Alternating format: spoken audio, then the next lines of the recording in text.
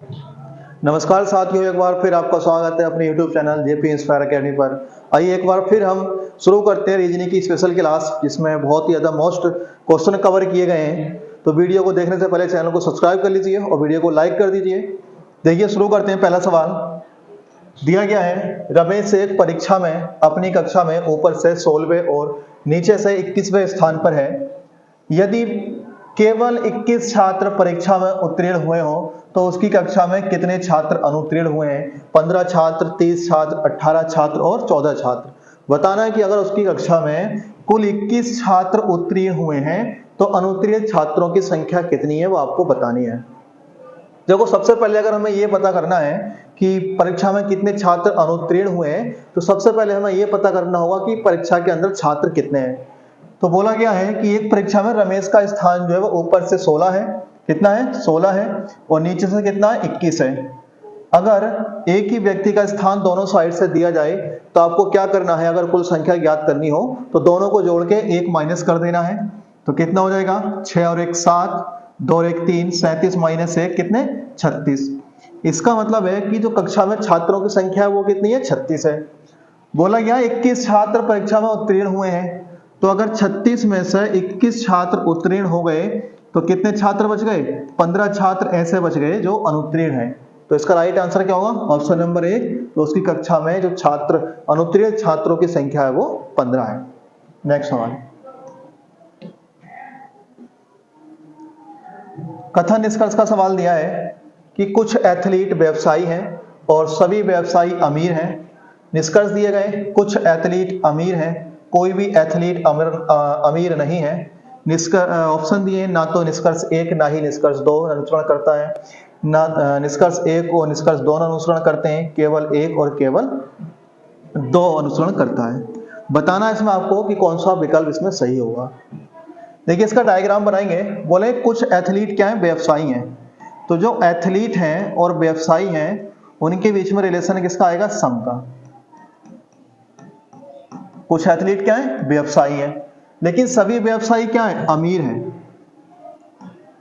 सभी व्यवसायी क्या है? अमीर हैं। तो सारे व्यवसायी किस में आ जाएंगे? अमीर में। अब बोला गया निष्कर्ष कि कुछ एथलीट अमीर हैं। देखिए कुछ एथलीट अमीर हैं, ये वाला जो एरिया है वो एथलीट वाला किस में जा रहा है? अमीर में। बिल्कुल ठीक है, पहला क्या सही है। दूसरा दिया गया है कोई भी एथलीट अमीर नहीं है। बताइए, यहाँ तो एथलीट अमीर हैं और बोला गया एथलीट अमीर नहीं है, इसलिए क्या दूसरा गलत है। तो राइट आंसर क्या आएगा? ऑप्शन नंबर 3 के यहाँ पर केवल निष्कर्ष 1 अनुसरण करता है। नेक्स्ट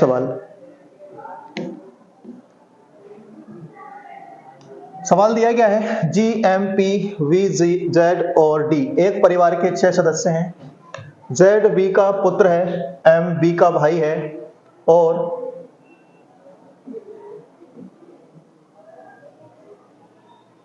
एम बी का भाई है। डी और बी एक विवाहित युगल हैं। पी डी की पुत्री है, डी जी की बहन है। जेड पी से किस प्रकार संबंधित है? माता है, बहन है, भाई है या पिता है? ये ब्लड रिलेशन का सवाल है और आपको बताना है कि जेड जो पी से किस प्रकार संबंधित है। देखो बोला गया है जेड जो बी का पुत्र है। जो जेड है वो किसका पुत्र है? जेड बी का पुत्र है। ठीक। फिर बोला गया है एम वी का भाई है। तो एम भाई है किसका? वी का। ठीक। फिर बोला डी और वी एक विवाहित युगल है। तो डी और बी क्या है? एक विवाहित युगल है। विवाहित युगल का मतलब होता है पति पत्नी। इनमें से डी कोई ना कोई एक पत्नी है और एक क्या? पति है। ठीक। फिर बोला पी डी की पुत्री है। जो पी है वो डी की कौन है? पुत्री है। पी डी की पुत्री है। ठीक। डी जी की बहन है। जो डी है वो जी की बहन है। जब डी जी की बहन है तो ये कौन हो गई? ये पत्नी हो गई। और ये बी कौन हो गया? पति। और जब ये पति हो गया, इसका पुत्र है तो ये इसका कौन हो गया? पिता हो गया। और ये कौन हो गई? माँ। ये कौन हो गई? माँ। तो इसकी भी कौन हो गई? ये माँ। और इसका भी ये कौन हो गया? पिता। तो पूछा क्या है? जेड पी से किस प्रकार संबंधित है? तो जेड पुत्र है और पी इन दोनों की पुत्री है। तो जेड पी का कौन लगेगा? जेड पी का लगेगा भाई। और पी जेड की कौन लगेगी? बहन। तो पूछा जेड पी से किस प्रकार संबंधित है, तो राइट आंसर आएगा ऑप्शन नंबर 3। तो जेड जो संबंधित है वो भाई है। नेक्स्ट सवाल, सवाल दिया है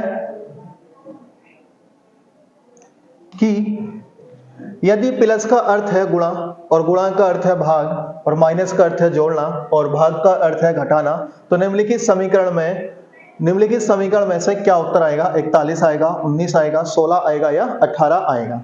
बताना है आपको। देखिए 20 पहले क्या चिन्ह है? माइनस, और माइनस का अर्थ क्या है? माइनस का अर्थ है जोड़, तो जोड़ कर देंगे 8।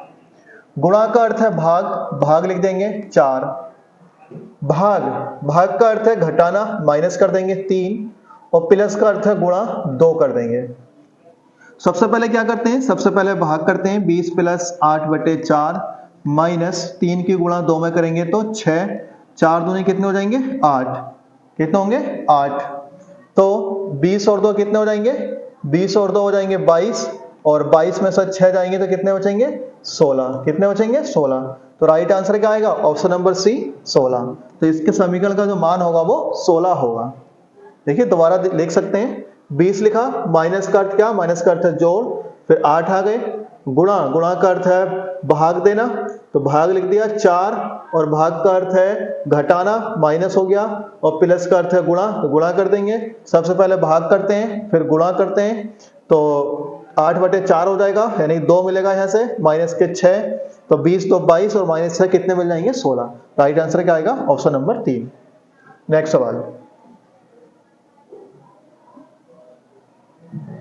सवाल है कि अपने पड़ाव से प्रत्येक 40 मिनट पर इलाहाबाद के लिए एक बस रवाना होती है। एक इंक्वायरी क्लर्क ने एक यात्री से कहा कि 10 मिनट पहले एक बस चली गई है और अगली बस 9:45 बजे सुबह इलाहाबाद के लिए रवाना होगी। बताइए कि पूछताछ क्लर्क ने यात्री को यह जानकारी कितने बजे दी थी? 8:55 बजे, 9:35 बजे, 9:25 या 9:15? तो ये बताना है आपको, जो यात्री को जानकारी दी गई है क्लर्क के द्वारा वो कितने बजे दी गई है। बोला यार प्रत्येक 40 मिनट पर, यानी प्रत्येक अगली गाड़ी जो जाएगी वो 40 मिनट बाद जाएगी। मान लीजिए अभी एक गाड़ी जा रही है तो उसके बाद अगली गाड़ी कब जाएगी? 40 मिनट बाद, फिर उसके अगले 40 मिनट बाद, फिर उसके अगले 40 मिनट बाद। बोला क्या है कि जो अगली बस है वो कब जाएगी? 9:45 पर। जो एक बस बाद में जाएगी वो अगली बस वो कब जाएगी? 9:45 पर।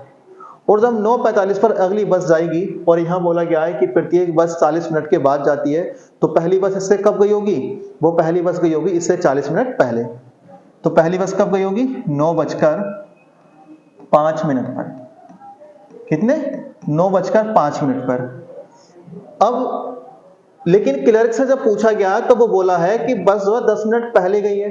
जब बस 10 मिनट पहले गई है तो इसका मतलब यात्री ने जो जानकारी ली है वो उससे 10 मिनट लेट ली है। तो वही तो पूछा गया है कि क्लर्क ने जानकारी यात्री को कितने बजे दी है, तो 10 मिनट लेट दी है। तो 9:05 में आप 5 मिनट 10 मिनट ऐड कर दोगे तो कितना मिल जाएगा? 9:15 बजे। कितना मिलेगा? 9:15 बजे। तो राइट आंसर आएगा इसका ऑप्शन नंबर डी, कि जो क्लर्क ने जानकारी दी है वो यात्री को 9:15 पर दी। नेक्स्ट सवाल,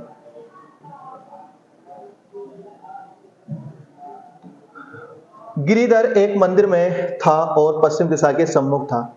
वह एक टोकन लेने के लिए एक दक्षिणावर्त दिशा में 45 डिग्री मुड़ता है और दक्षिणावर्त दिशा में 180 डिग्री मुड़ता है, फिर वामावर्त दिशा में 45 डिग्री मुड़ता है। वह अब किस दिशा के सम्मुख है? पूरब के सम्मुख है, उत्तर पश्चिम के सम्मुख है, उत्तर दक्षिण के सम्मुख है, या इनमें से कोई नहीं?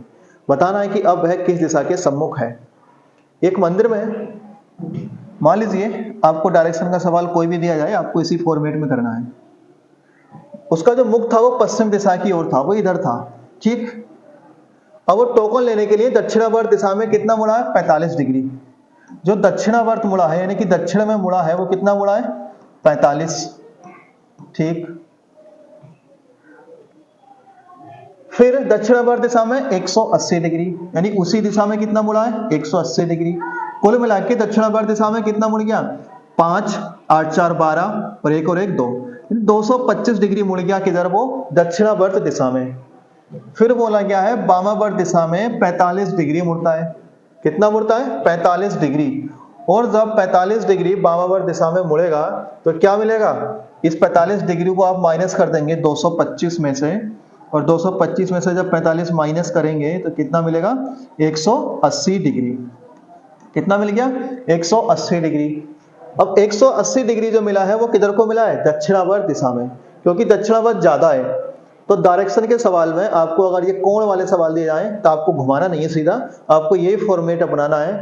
तो दक्षिणावर्त दिशा में कितना मुड़ा, 225, वामावर्त दिशा में कितना मुड़ा, 45 डिग्री, दोनों का अंतर करेंगे कितना आया, 180 डिग्री। बस आप 180 डिग्री दक्षिणावर्त घुमा दीजिए। जब 180 डिग्री दक्षिणावर्त घुमाएंगे तो वो यहाँ आ जाएगा, और ये दिशा कौन सी होगी, पूरब। तो राइट आंसर क्या आ जाएगा, ऑप्शन नंबर 1, कि अब जो उसका मुख है वो पूरब दिशा की ओर है।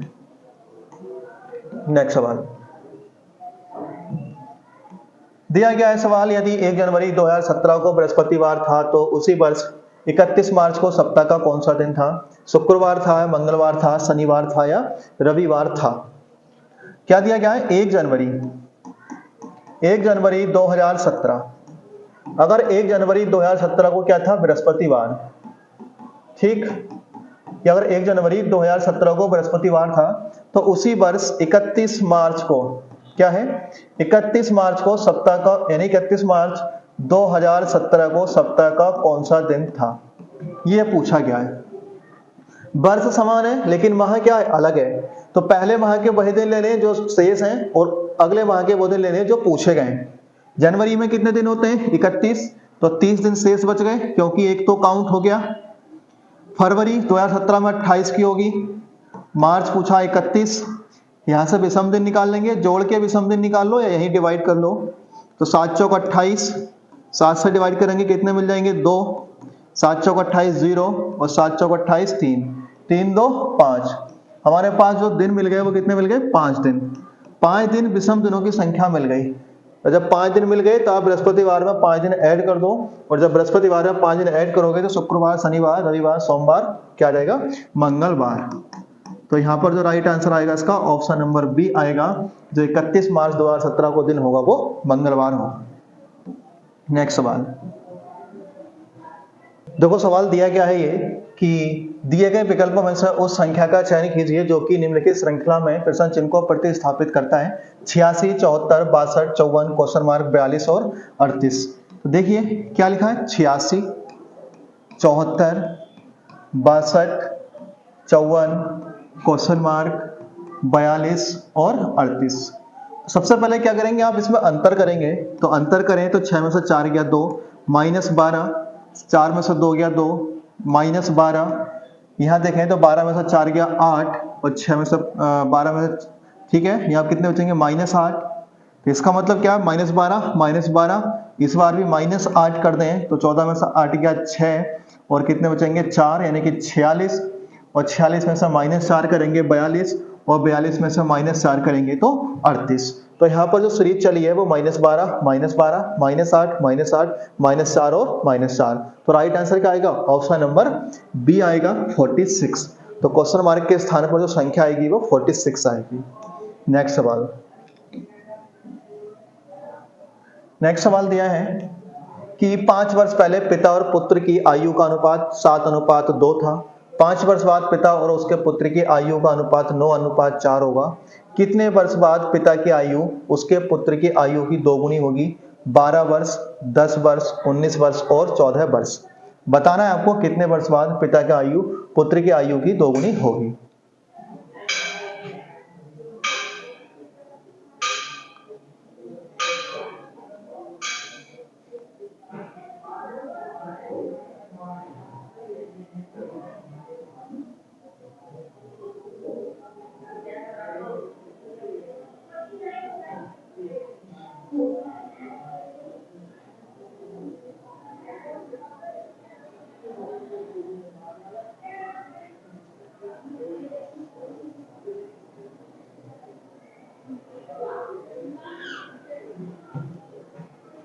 तो देखो दिया गया इसमें क्या करना है कि बोला क्या है, एक तो पिता है और एक कौन है, पुत्र है। एक पिता और एक कौन है, पुत्र।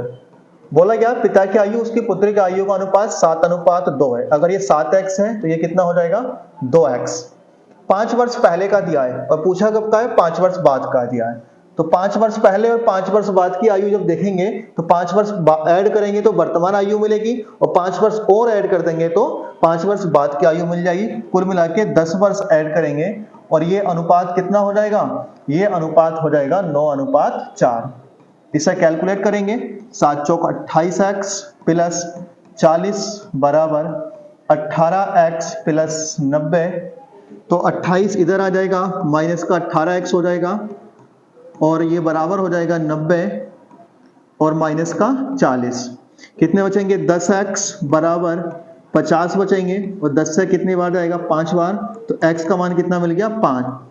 अब x का मान जब 5 मिल गया तो पिता की आयु मिल जाएगी और हमें पुत्र की आयु भी मिल जाएगी।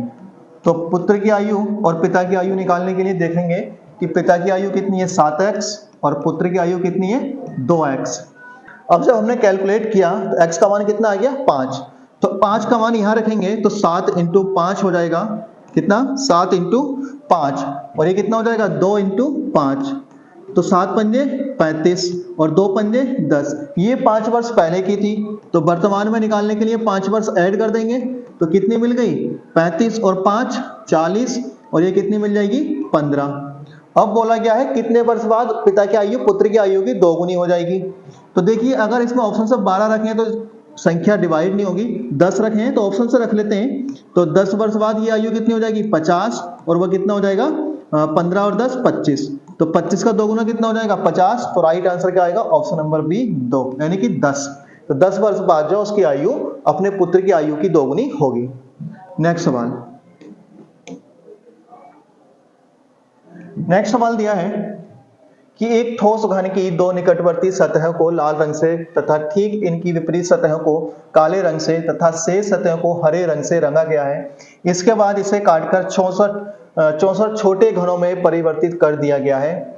बोला है ऐसे कितने घन हैं जिनकी कम से कम एक सतह पर लाल रंग रंगा हुआ है। 25 हैं, 16 हैं, 28 हैं या 32 हैं। आपको बताना है ऐसे कितने घन हैं जिनकी सतह कम से कम एक सतह पर लाल रंग रंगा है। देखो बड़े घन को काट के 64 छोटे घनों में काटा गया है तो इसका मतलब है n की पावर 3 बराबर कितना दिया है, 64। तो n बराबर कितना मिल गया, 4। बोला है कम से कम एक सतह। अगर एक सतह रंगीन की हम बात करें तो एक सतह रंगीन का जो फॉर्मूला होता है वो होता है 6n-2 का होल स्क्वायर। तो n का मान कितना है, 4। 6 n का मान कितना है, 4 - 2 इसका होल स्क्वायर। तो 6 × 4 में से 2 जाएगा तो 2 का होल स्क्वायर हो जाएगा। तो 6 × 4 कितना मिल गया, 24। ये कितना मिल गया, 24। तो 24 तो हमारे पास ऐसे घन हैं जिनकी क्या है, एक सतह लाल है।